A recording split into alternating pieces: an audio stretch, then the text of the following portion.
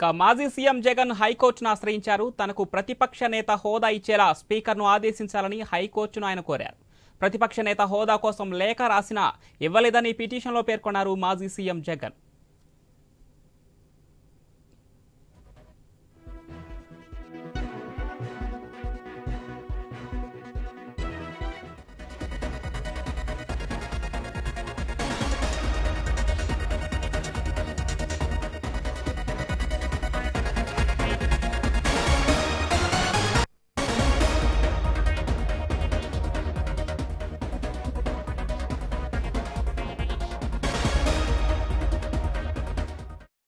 మాజీ సీఎం జగన్ హైకోర్టును ఆశ్రయించారు. తనకు ప్రతిపక్ష నేత హోదా ఇచ్చేలా స్పీకర్ను ఆదేశించాలని హైకోర్టును ఆయన కోరారు. ప్రతిపక్ష నేత హోదా కోసం లేఖ రాసినా ఇవ్వలేదని పిటిషన్లో పేర్కొన్నారు జగన్.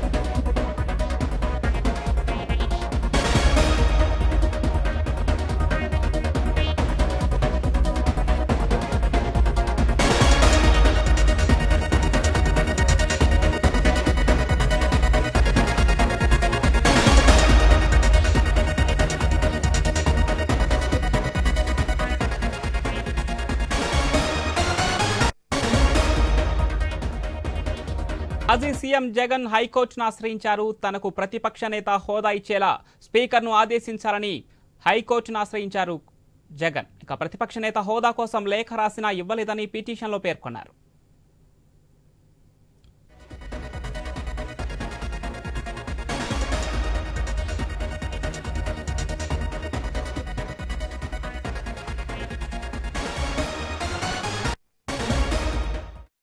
మాజీ సీఎం జగన్ హైకోర్టును ఆశ్రయించారు. తనకు ప్రతిపక్ష నేత హోదా ఇచ్చేలా స్పీకర్ను ఆదేశించాలని హైకోర్టును ఆయన కోరారు. ప్రతిపక్ష నేత హోదా కోసం లేఖ రాసినా ఇవ్వలేదని పిటిషన్లో పేర్కొన్నారు మాజీ సీఎం జగన్.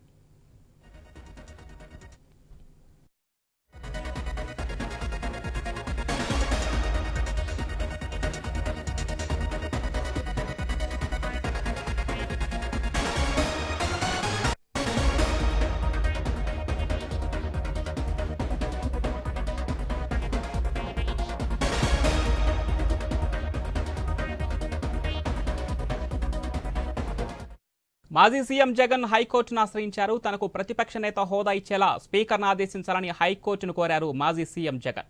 ఇదే అంశానికి సంబంధించి మరింత సమాచారం మా Vijayawada correspondent Harish phone line లో అందిస్తారు. ఎస్ హరీష్.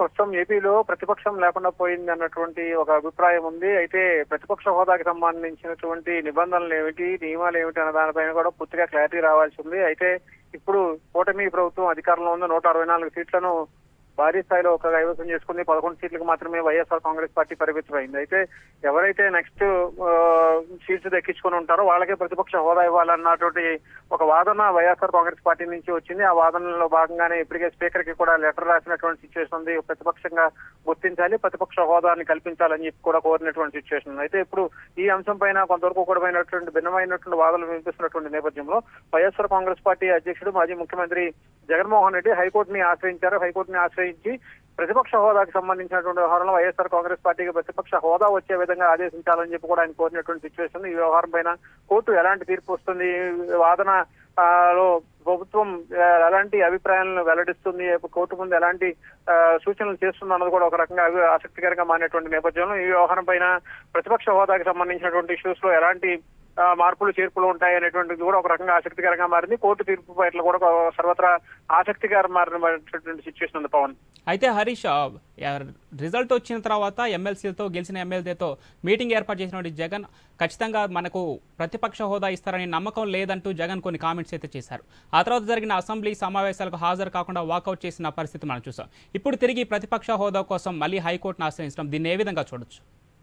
ప్రతిపక్ష హోదా విషయంలో వైఎస్ఆర్ కాంగ్రెస్ పార్టీ పర్టికులర్ గా పట్టుబడుతుంది. ఈ విషయంలో మాత్రం ఎట్టి పరిస్థితుల్లో సెకండ్ వచ్చినటువంటి ఓట్స్ ఎవరైతే ఉంటారో ఆ పార్టీని ప్రతిపక్షంగా గుర్తించాలి అన్నటువంటి ఒక వాదన వినిపిస్తున్నారు. అయితే ఇప్పుడు ఈ వ్యవహారం పైన ఎలాంటి నిర్ణయం ఉంటుంది, అదేవిధంగా ప్రతిపక్ష హోదా తీసుకోవడం ద్వారా వచ్చేటువంటి ఉపయోగాల గురించి కూడా ఇప్పుడు చర్చగా మారినటువంటి నేపథ్యంలో ప్రభుత్వం ఏపీలో 164 సీట్లతో కూటమి ప్రభుత్వం అధికారంలో ఉన్నటువంటి నేపథ్యంలో ఈ వ్యవహారం పైన ఎలాంటి నిర్ణయం ఉండబోతోంది, ఈ విషయంలో ప్రభుత్వం నుంచి సానుకూలమైనటువంటి అభిప్రాయం వచ్చేటువంటి అభిప్రాయం లేకపోవడంతోనే హైకోర్టుని జగన్ ఆశ్రయించినట్లుగా రాజకీయ వర్గాల్లో ప్రచారం జరుగుతుంది. అయితే ఇందాక మీరు చెప్పినట్టు అధికార పక్షం తర్వాత ఎక్కువ సీట్లు గెలుచుకున్న పార్టీకే ప్రతిపక్ష హోదా ఇవ్వాలని చెప్పేసి జగన్ డిమాండ్ చేస్తున్నారు. ఈ నేపథ్యంలో జనసేన పార్టీ 21 సీట్లతో అధికార పక్షం తర్వాత ఎక్కువ సీట్లు గెలుచుకున్నది. అది మిత్రపక్షం కాబట్టి ఇప్పుడు జగన్ ఈ మేరకు డిమాండ్ చేస్తున్నారనుకోవచ్చా?